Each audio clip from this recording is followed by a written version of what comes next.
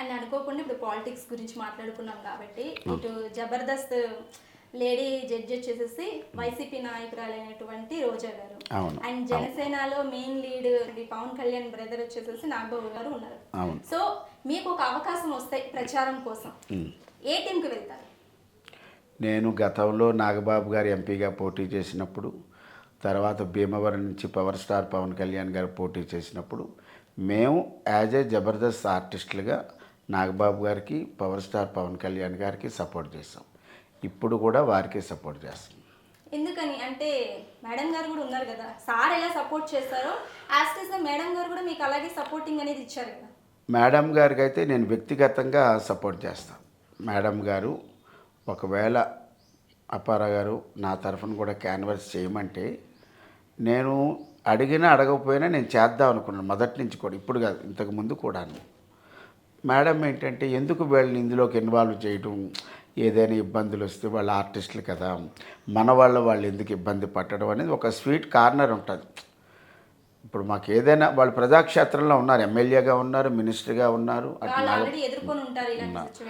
ఎందుకు వీళ్ళని ఏదైనా ఇబ్బంది అయితే చూడు అనవసరంగా పిలిపించి వీళ్ళకి ఇబ్బంది కలిగింది అలాంటిది ఏదైనా ఉండి మేడం అడగలేదేమో కానీ అదర్వైజ్ నా మనసులో ఎప్పుడు కూడా మేడం వల్లే నేను ఈరోజు ఈ వదిన అనే డైలాగ్ ఫేమస్ అవ్వడానికి గల కారణం the total credit goes to madam Roja గారు.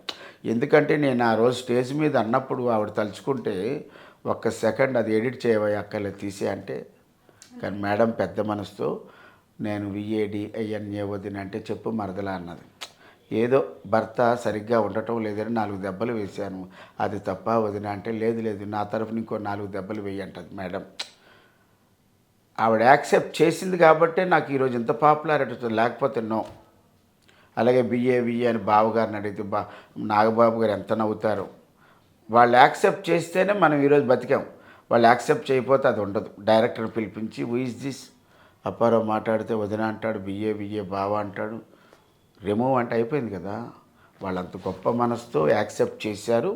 మేము డెవలప్ అవ్వడానికి ప్రత్యక్షంగా పరోక్షంగా వాళ్ళు హెల్ప్ చేశారు. అండ్ మీరు ఇందాక అన్నట్లు అంటే జబర్దస్త్లో నాగబాబు గారు ఉన్నారు, అందుకోసం అని చెప్పేసి మీలాంటి యాక్టర్స్ ఉన్నారు కదా జబర్దస్త్లో ఎవరైతే యాక్ట్ చేస్తారో వాళ్ళందరూ కూడా ప్రచారంలో కానివ్వండి, లేదంటే ఇప్పుడు జనసేన అని వాళ్ళు బ్యాక్గ్రౌండ్ నుంచి వాళ్ళు ఇవ్వాల్సినటువంటి సపోర్ట్ని ఇస్తున్నారు. అందుకోసం ఇస్తున్నారు, లేదంటే నిజంగానే పవన్ కళ్యాణ్ గారి మీద అలాగే జనసేన పార్టీ మీద వాళ్ళకి ఇష్టం ఉండడం వల్లే వాళ్ళు ఈ విధంగా అంటే జనసేనకి సపోర్ట్ చేస్తున్నారా? 100% పవర్ స్టార్ పవన్ కళ్యాణ్ గారి మీద ఆయన వ్యక్తిగతమైన విషయం మీదే మేము సపోర్ట్ చేస్తున్నాం. ఎందుకంటే మనం ఆయన పార్టీ పెట్టారు, ఆయన నిలబడ్డ 2 చోట్ల ఓడిపోయారు.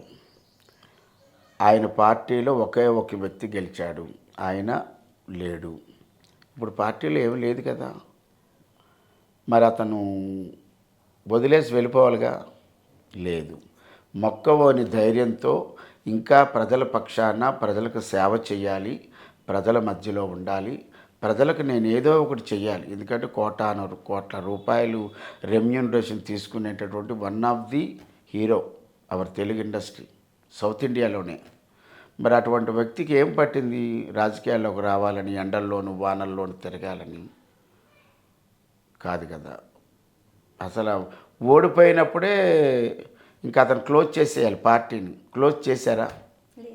ఇప్పటికీ ఉన్నారు. అయినప్పటికీ ఇప్పుడు కూడా ఆయన మనం ముందుకెళ్ళాలి అన్న ఉద్దేశంతోనే వెళ్ళారు కదా.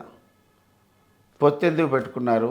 ఎవరితోనైనా సరే పొత్తు పెట్టుకోవడం అంటే మనం నిలబడి ఉండాలి. అదే నేను ఆయన వ్యక్తిగతమైనటువంటి అభిప్రాయానికి నేను ఓటు వేస్తా. పవర్ స్టార్ మంచోడు, కళ్యాణ్ బాబు గారు చాలా మంచోడు కాబట్టి ఆయనకి మేము సపోర్ట్ చేయాలనుకుంటున్నాం, ఎక్కడి నుంచి అయినా సరే.